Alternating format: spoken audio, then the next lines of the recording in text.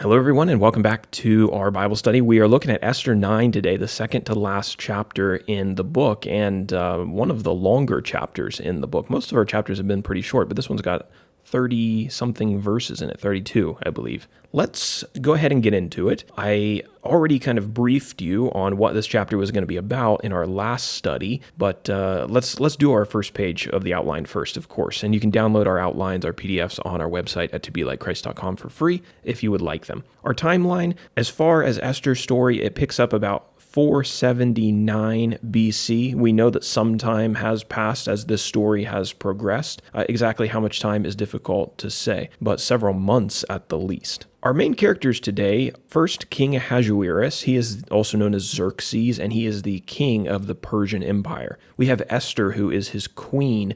She was a Jewish woman who was selected to marry King Ahasuerus, and she saved the Jewish people from the plot of the evil Haman. Another individual who helped save the Jewish people was a guy named Mordecai. He was the cousin of Esther. He raised her after her parents died. He worked at the king's court, but was elevated in the last chapter to a high position in government, and he's going to be even more elevated in this chapter. And so him and Esther both are going to play a role in saving the Jews from the decree that Haman put into place.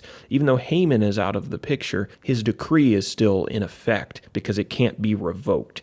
And so Mordecai and Esther have come up with a solution in the last chapter to allow the Jews to save themselves from Haman's persisting evil. And we go down to our where section. It is appropriate that we have a broad map here because although Esther and Mordecai, they're in the city of Susa, the capital of the Persian Empire, we really are going to be talking about the entire Persian Empire in this chapter. We're told that there were 127 provinces in the empire. It stretched from Ethiopia and Africa to India. And so it was a huge empire, and Jews were spread throughout that empire. And so that's going to be relevant to the story today. Okay, so taking a look at our 32 verses, I've split them into two sections. The first one, the Jews fight off their enemies, verses 1 through 16.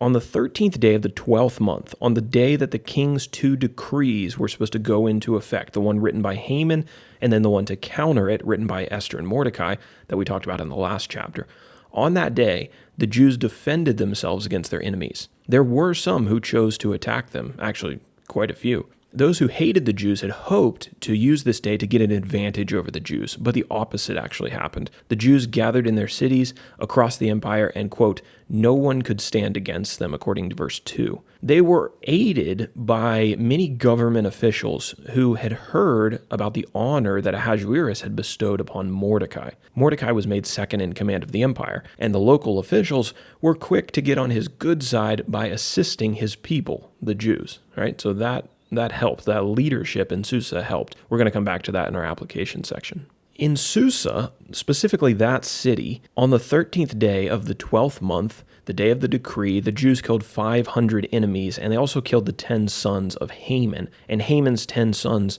were hung on the gallows, just like Haman was. In the rest of the empire, the Jews killed 75,000 people, 75,000 enemies. And so there were many who really wanted to carry out the decree of Haman, but God gave the Jews the victory. Esther then asked the king to allow the Jews in Susa specifically to fight for one more day. Apparently there were still some enemies left over, and so they wanted one more day to fight against these people who hated them. The king granted this request, and the Jews killed an additional 300 men in Susa on the 14th day of the month. We are told that the Jews did not take any plunder from the households of the men that they killed. And I think the reason that this is stated is because this was not an attack of aggression, but it was one of just simply self-defense.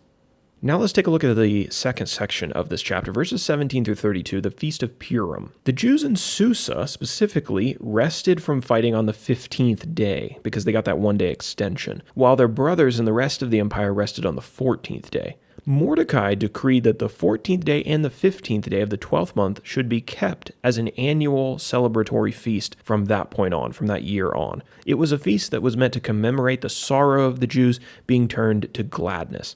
And on those days, they were supposed to feast and send gifts to one another.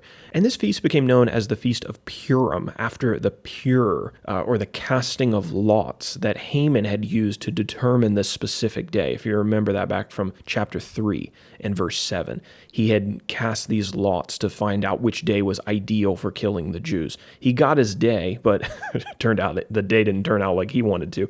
So they took this term, pure, or casting lots, and they named this feast after it, the Feast of Purim. Mordecai's decree that this feast was supposed to be kept was sent to all the Jews in the 127 provinces of the empire. So the book opens with a decree against the Jews, to extinguish the Jews going out to 127 provinces. It ends with a decree from Mordecai celebrating Jewish salvation throughout the 127 provinces.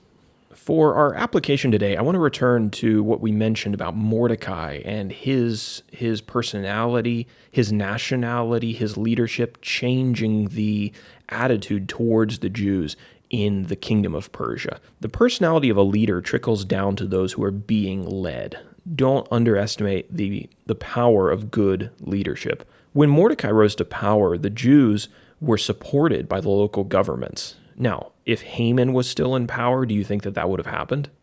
Almost certainly not, because those leaders who seemed to sway with the political tide, they would have wanted to remain on Haman's good side, and so they certainly would not have supported the Jews. But when the Jewish leader comes to power, a good man comes to power, they do the right thing. There were likely enemies of the Jews who chose not to attack on the specific day that the decree was to be carried out because Mordecai was a strong leader in Susa, so the attack was probably diminished because of his leadership. Strong leadership can inspire one's own people to bold fighting, as it did here, and it can expose the cowardice of enemies who are only bold enough to attack when their targets are weak and perceived to be weak. Strong leaders intimidate weak enemies and win battles without fighting them. I think this is true, obviously from like a government or a political view, but also in the church. There's going to be a lot of battles that a church, that God's people aren't going to have to fight if their leaders are perceived as strong. If their leaders are perceived